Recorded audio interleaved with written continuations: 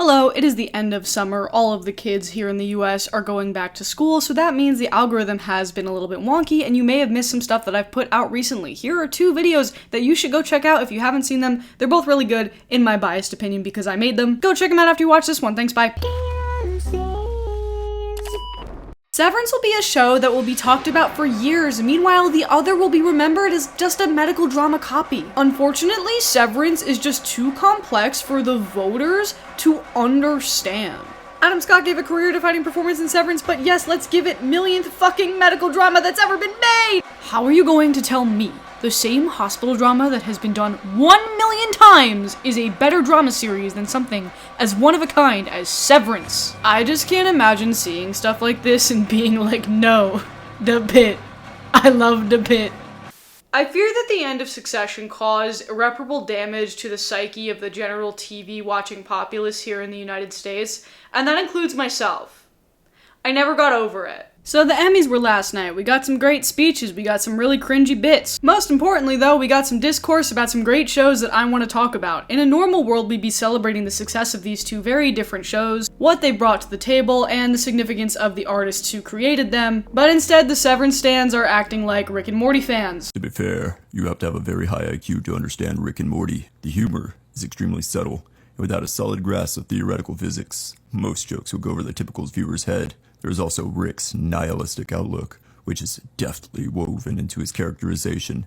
So this is how this video is going to go. We're going to talk about both of these shows. We're going to talk about their individual contributions to the media landscape in 2025, and then we'll talk about the controversy as it relates to this year's Emmys, and we're going to start with the critically acclaimed Apple TV Plus show Severance. Severance is a lot of different things. It's a black comedy, it's dystopian, some may describe it as science fiction. It was created by Dan Erickson and is produced and directed by Ben Stiller. The first season premiered all the way back in 2022 to critical acclaim, and then the second season premiered earlier this year in 2025. In some ways, I credit the showrunners of Severance because they had sort of an impossible task on their hands, in the sense that when Severance season 1 wrapped up, it did such a good job of setting up so many threads and a mystery box style intrigue with its premise, and it absolutely nailed a modern day cliffhanger finale. The problem is that it took basically 3 years to get to season 2, growing the anticipation, building that hype, and so while I personally love Severance season 2,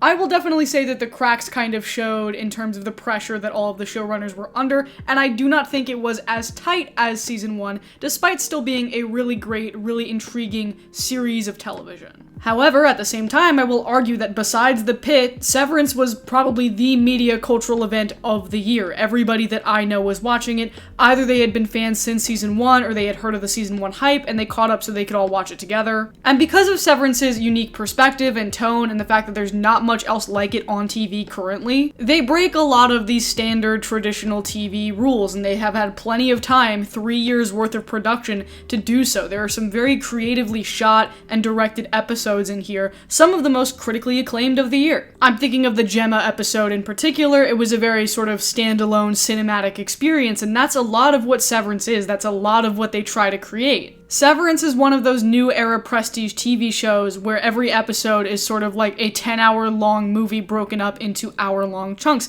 and I'm not saying that in any kind of derogatory way. It works for them. It allows them to experiment within this unique format. If Severance was a 22-episode long show that came out every year, it would probably be more of a workplace-style black comedy, which is what the show was originally pitched as, but then it clearly evolved into a new and different direction. So Severance did a lot this year. It accomplished a lot.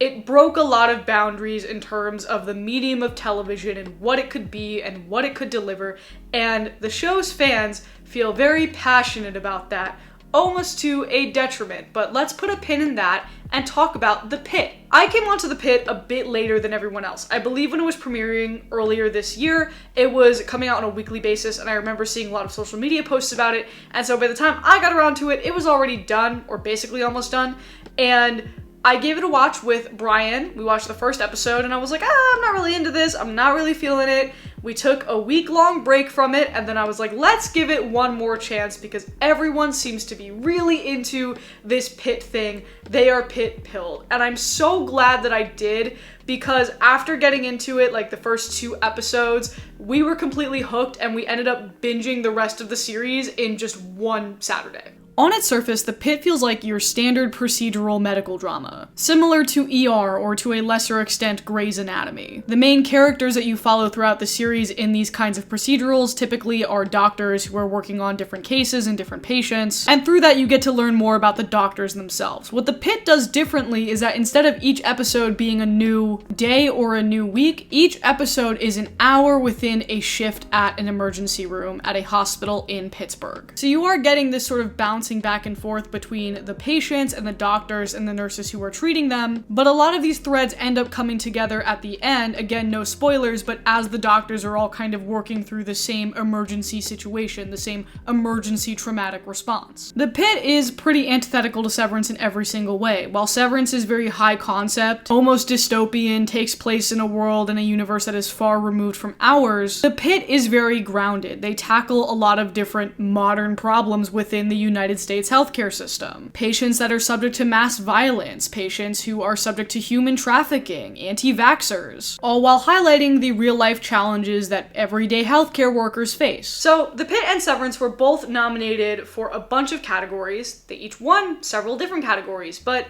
there are 2 categories that are particularly controversial according to Emmys watchers, and that is the best drama, so the overall nomination for best show in the drama category, and best male actor. So we're going to talk about that right now. Adam Scott, who plays Mark Scout in Severance, was nominated for best actor in a drama, as was Noah Wyle, who plays Dr. Robbie on The Pitt.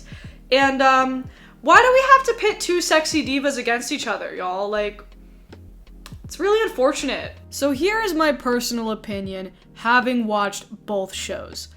As a longtime Adam Scott fan, like from the Parks and Rec Icetown days, I really wanted to see this for him. I think in Severance Season 2, while there are weaker aspects of it in the writing and the pacing, one of the most consistently strong things is the acting because, and this isn't really a spoiler because if you know anything about Severance, this is like common knowledge, it's the basic premise of the show at this point. Your innie and your outie are severed as 2 different people, so who you are at home is a different person than who you are at work. So the actors naturally have a disadvantage because they have to fully portray 2 separate people. This is the reason why this year everybody knew that Britt Lauer was winning, because the way that she has to do that in this season is very intense and almost masterful, and I would argue that Adam Scott has a very similar challenge on his hands, and he absolutely knocks it out of the park. I'm thinking about one particular episode where he has to switch back and forth. Adam Scott in Severance Season 2 is an unstoppable force of nature. Unfortunately though for him, he encountered the immovable object that is Noah Wyle in The Pitt. Noah is a longtime fixture in the world of television. He used to actually play a doctor on ER, and that is why he had such a heavy hand in both starring in,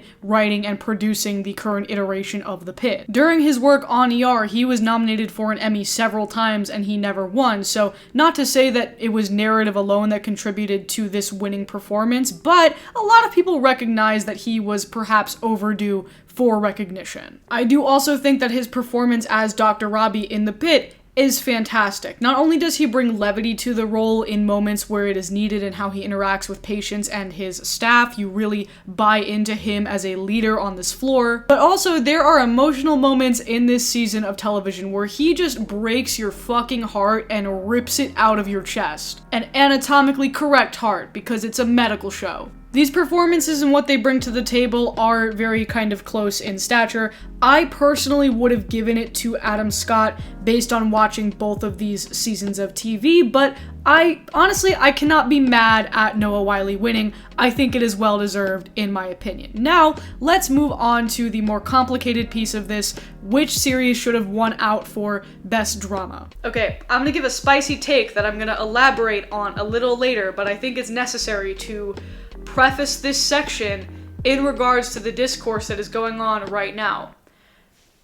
Severance is not that hard to understand. Is the series high concept? Sure. Is it a little bit trippy to think about, especially when you're trying to consider, again, that all these actors are essentially playing two people, what the implications of that are throughout it? Yes. Is there symbolism afoot? Of course, but nothing that can't quite literally be dissected by the show's companion podcast on Spotify, where the actors literally come on and explain each week what the symbolism means, or could possibly mean if they're not trying to actively spoil anything. Severance did not lose the best drama category because the people voting for it didn't understand it. I think the room full of TV writers and understanders understand TV. I think Severance lost for two very explainable reasons. The first one is pretty simple.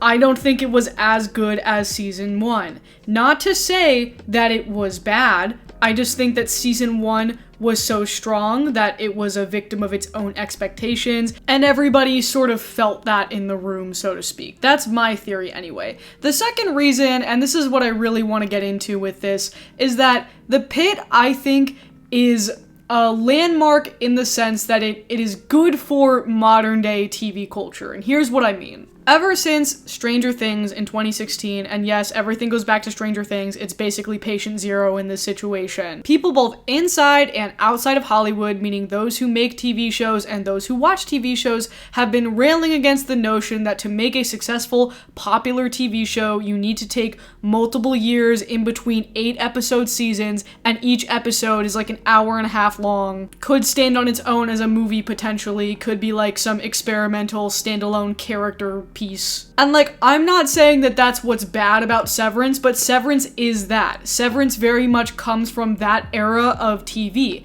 And I think in some ways it's helped by that because that amount of time and experimentation and resources from Apple TV helped them develop the show into what it is now, and that plays into its intrigue. The Pitt is like good old working class TV. There are 15 episodes. It is shot on a practical set with lots of actors and background actors. There are real life implications for the world. It is very grounded. The pacing is day to day, or in this case, hour to hour. It is far reaching and accessible. There are multiple people that I know who want like 7 22 episode seasons of this thing, which is basically unheard of at this point. In some ways, I think it is being rewarded for resembling more of the status quo than Severance, which is more of a boundary breaking TV format. But I think in this case, hear me out on this one, the status quo, meaning what TV used to be pre-Netflix boom, was kinda good. And also, people who reduce The Pitt down to just another medical drama, I really don't understand where they're coming from, because the thing about The Pitt that is so captivating to people is that it is a really unique spin on a genre that we already know. Not only in its hour-to-hour format, but also the fact that it's committed to its realism. They work with doctors to make sure it's as medically accurate as possible. They don't shy away from contemporary or hot-button issues. They approach all of them pretty much as respectfully as possible. And it's allowing people to have a grounded understanding of what it's like to be a healthcare worker in the United States at this moment. Severance satirizes work culture, and The Pitt is work culture. And they're both great in their own ways. So I feel like the last thing I want to say here is that there is a portion of, I don't know, online media enjoyers, so to speak, who have terminal English class brain. And what I mean by that is there is a sense of pride and ego in being able to understand and decipher and interpret media narratives, whether that's in books or in television or in movies. And I get it, because we're in this anti-intellectualism moment.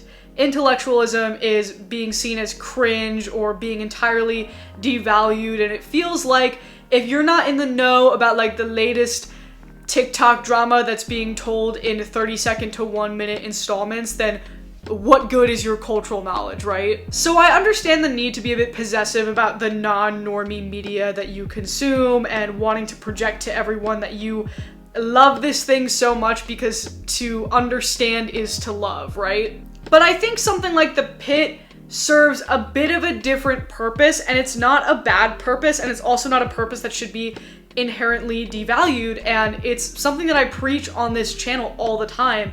The Pitt is really accessible, and I'm gonna explain what I mean. This is not to say that Severance isn't an accessible TV show, nor that the satirization there is, completely impenetrable to the casual viewer. I just spent a whole section of this video talking about how fucking easy it is to understand. But sometimes, to older folks who are not constantly on Twitter or Tumblr.com, who maybe don't have access to all of the streaming services out there, but they still have cable, or maybe they just have HBO Max because it's a more well-known one, a tried and true format like a medical drama is perhaps more approachable for them. It's something that they already know, supplemented by the gargantuan effort put in by this massive team behind the Pitt to make sure that those people get to watch good TV too. I don't think all of pop culture has to necessarily be for everyone. However, I do think that making some pop culture accessible can change the minds and attitudes of people who may not have considered those perspectives before. So when you ask me, a big Severance fan, a Severance enjoyer if you will, if I'm distraught over the show losing to just another medical drama, my answer is no. Intubate these nuts, bitch. Thanks so much for watching. Let me know in the comments what TV show you think I'm missing out on. There were a couple nominations last night, or winners, where I was like, I don't even know what that is, and now I want to check it out. So let me know in the comments down below. Thanks so much, guys. See you next time. Bye. His personal philosophy draws heavy from Narionda Voyolia literature, for instance. The fans understand this stuff. They have the intellectual capacity to truly appreciate the depths of these jokes, to realize they're not just funny. They also say something deep about life. As a consequence, people who dislike Rick and Morty truly are idiots. Of course they wouldn't appreciate, for instance, the humor in Rick's existential catchphrase, wubba lubba dub dub.